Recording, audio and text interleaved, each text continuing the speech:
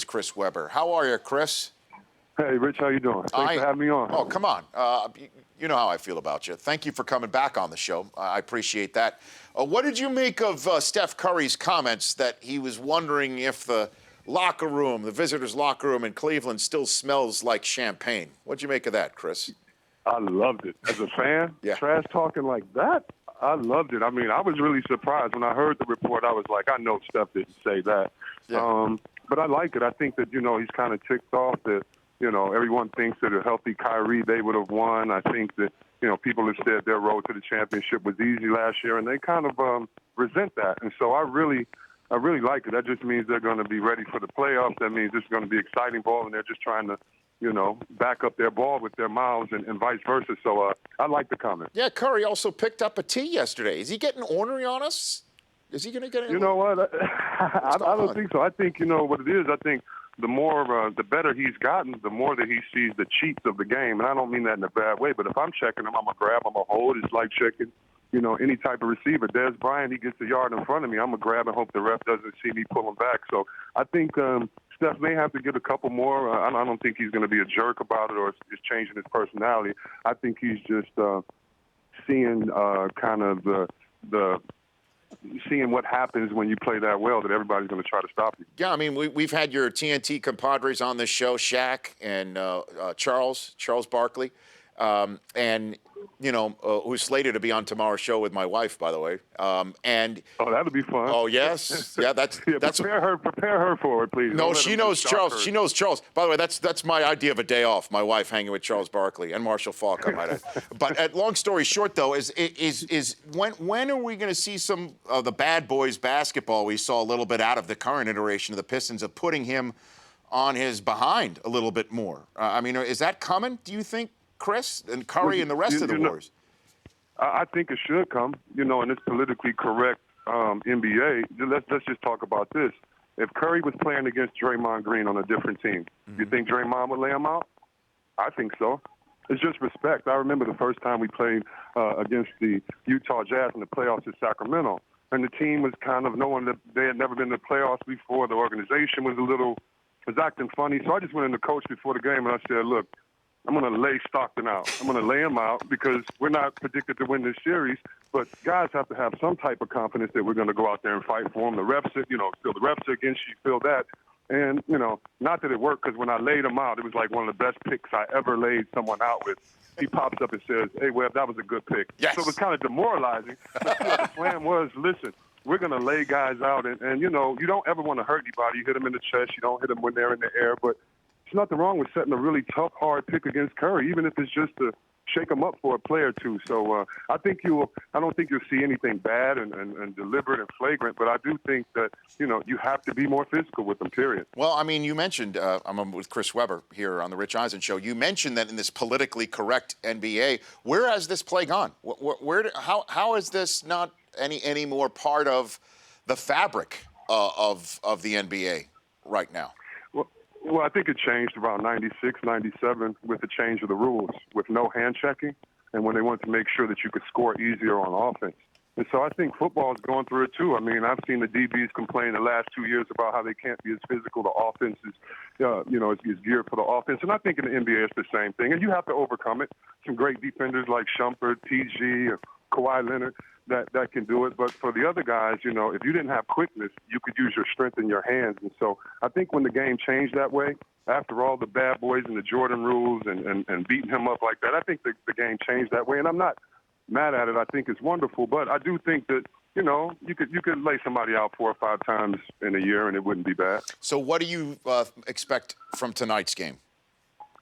Man, you just brought it up. If Curry said it, in our locker room, I wonder if the champagne still smells like that.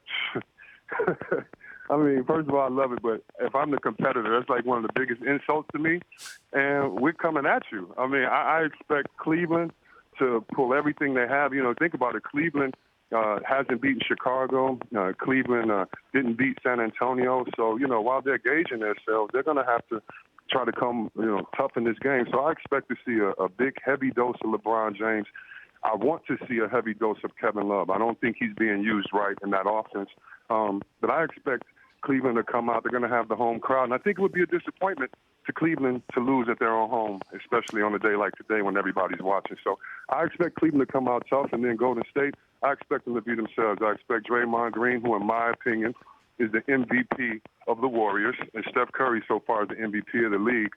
But you'll have to have a glue guy on your team that allows you to be the MVP for the league. And Draymond allows that, not only with defense switching over, not only with his passing ability, but I think he's the heart and soul of that team with his intangibles. And tonight, I see a guy like him being the leader. I think he's already leading them in the hotel from practice. And I think both teams, what I like this year, teams are embracing the big games. Cleveland did against San Antonio, and, Curry is against Cleveland. So I love the fact it's not a lot of buddy-buddy ball. These guys are kind of pissed they didn't win a championship, and they're going after it. So you got to love it. What's wrong with the way the Cavs are using Love, in your estimation? I caught that, Chris, what you said. Love is good, man. Love is really good. What do I mean by that? I think you can play him at the high post like Dirk Nowitzki, because Love might be the best passing big man. Love may be a better passer than Draymond Green, but we wouldn't know that because he doesn't touch the ball where he can pass. So, if me and you are playing, Rich, and you're only giving me the ball late in the shot clock and I have to take a bad shot, that doesn't help my confidence. If I miss a post up and I don't get it back, you're not feeding me. I can get you 2-3 more rebounds with just the energy of me scoring. So I think sometimes, and LeBron probably is one of the best at this, Nash, Michael Jordan, at making players around them better. And so I just feel like a lot of times you have to make a player's mental state better so that it can transfer onto the court. And at times when I see Kevin Love, it just seems that I won't say defeated, but it just seems like he's still searching for his place. And second year, with this team, you shouldn't be searching for your place. They know he can shoot threes. They know he can post up. And it's nothing to call 8 plays for a guy like that.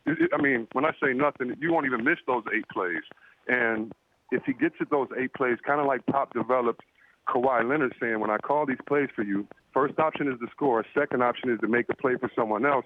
When you have those type of directions, you can really impact the game, whether you're playing well on the defensive end, whether you're not, whether you're involved in a fast break. And I just want to see him be a bigger part of the team because he can stretch out the floor. I believe in some ways he can do what Draymond Green does for the Golden State Warriors. I've got Chris Webber here. He's calling with Marv Albert and David Aldridge, Warriors and Cavs, 8 p.m. Eastern on TNT, and then the Clippers and Rockets after that. I could talk ball with you all day, but it's Martin Luther King Day, Chris, and I know you are a collector of some rare African-American artifacts to the point where some of the things you've collected have wound up in museums. Is that correct, Chris? Yes.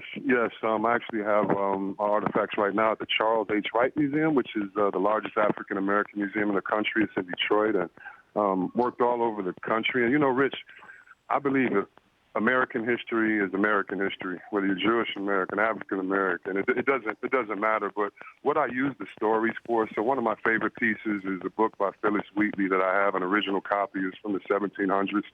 And she's the first African American woman to write a novel. And what's crazy about it is the book is beautifully written, but John Hancock actually made her recite paragraphs of her book to prove that she was able to do it. So I go into a classroom of 8th graders and I say, hey, everybody knows that boys are smarter than girls, right? And then that starts the biggest fight. And then I bring up the book and talk about how wonderful this woman was, and it inspires the other young ladies in the room to know that they can do anything they want to because this woman, not black woman, not white woman, this woman did it before them, and they had to go through these tough obstacles. And so whether it's a 30 for 30, whether it's a sit-down interview that talks about the trials and tribulations that someone has done, that's what I hope to bring to the classroom, like real life and world experience, not talking about, oh, my God, woe is me, but look what these other people have overcome. And if you admit that it's tough that they overcame this, don't you think you can do the same thing? So hopefully my artifact collection provides inspiration, especially to those in desolate areas that feel like nobody loves them, that feel like nobody believes in them, feels like no one supports them, just to let them know, hey, if you believe that's true, you still can get out of your situation. So hopefully it inspires kids like my mother and teachers before her inspired me with these stories. No doubt. And Chris, we were showing to the radio audience we were showing on TV while you were talking that all of some of the things that you have collected, including that book you were referring to. And also there is a signed poster with the Rat Pack honoring Dr. Martin Luther King at Carnegie Hall in 1961, signed by Dr. King himself. And I just would love to get your thoughts on what does it mean today? What does today mean to you? What would you like people to think about today as we go about our business? Well, this may sound a little weird, but the 50th, Super Bowl 50 is here. And so me and my friends that aren't football aficionados, but we think we are, we just go back through all of our memories of football and sports and have wonderful debates and arguments. And I hope that's what this does. I hope it is a time every year, just like Thanksgiving reminds us to be thankful. I hope this is a time that reminds us there's a lot more to do. You really think about it, the civil rights leaders like, Martin Luther King and others have done so much. But one of the things they've done is allowed a guy like Deion Sanders to be on TV with you and let me see how you guys interact just like buddies. So whether I'm black, white, whether I'm friends or not, it allows me to see two different people interacting in a way that, you may not have normally seen in the past. And so hopefully what this does is remind us how far we've come, but then reminds us we've not really come that far and we have a lot to go. And so hopefully it stirs up discussion. Hopefully it stirs up inspiration. It's not about placing guilt. It's not about you did this or that, but it is a time for a conversation because we're a great country and we can get better through our conversation. So hopefully it just keeps the national conversation going about how far we've come and how much further we need to go. And what's it like working with Marv? He's my idol. That's why I do what I do, is because of what Marv did growing up watching and listening to him. Chris? Well, I'm in a taco restaurant, and it's a brisk 32 degrees right now, and so I wanted to go out and get the weather report from my man Marv today. But working with Marv, man, is the best. He's truly a mentor. Just one story the other day. So first of all, he's taught me so much, and it's fun working with him. But he's really a great mentor. As far as Chris, you should say things this way or think about it this way. And he just really helped. And it wasn't an intimidation thing. He welcomed me. And so I tell you what, when it comes to Dick Stockton, who I got to work with, and Marv Albert, I'm in heaven as far as working with some of the best. And so hopefully I learn and let it translate. But Marv's a great guy. All right, Chris, I appreciate you taking the time. And I know you're going about your business. But I do want to, before I let you go, give you the floor on your Lions and Megatron. And he's thinking of retiring. What do you think, Chris? Would you say? Okay, I'm going to say this quick, but you have to let me ask you a question. Okay. Megatron cannot retire because we would be the only franchise that allowed two Hall of Famers to retire before their prime because the organization sucked. I mean, let's just be honest. I've been to the Millen. I went to the Millen Man March. I went to the Million Man March, but the Millen Man March, when we went 0-16, I've had the paper bags in my head. I've been the biggest Lion fan ever, and I think keeping Caldwell was a great thing, but we can't let Megatron go. Now, let me ask you one question. Okay. Peyton Manning. Yes. Are we not celebrating the end of Peyton Manning like we should because we're celebrating Kobe Bryant at the end of his career? Is Kobe Bryant overshadowing Peyton Manning because this could be his last career? Because I don't hear like any farewells for him, and I'm not saying that he's left yet, but all indications seem like it does if you're going to have a guy start over him. So do you think that sports, like one sport star in another area, can overshadow the ending or the narrative on a guy like Peyton Manning? No, because Peyton hasn't come out like Kobe and said, this is it for me. He hasn't said that yet.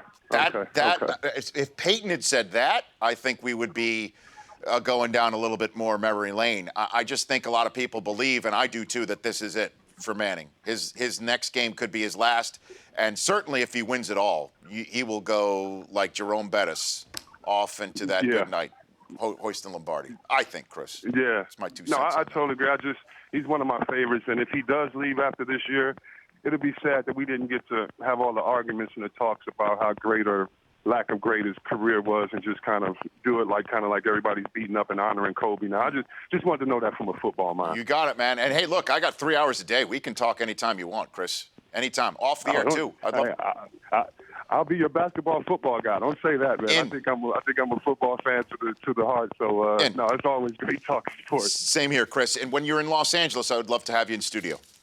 Let me know next time you're here. Okay, take care. Thanks for joining. That's Chris Webber. The Rich Eisen Show, weekdays at noon Eastern. On Audience.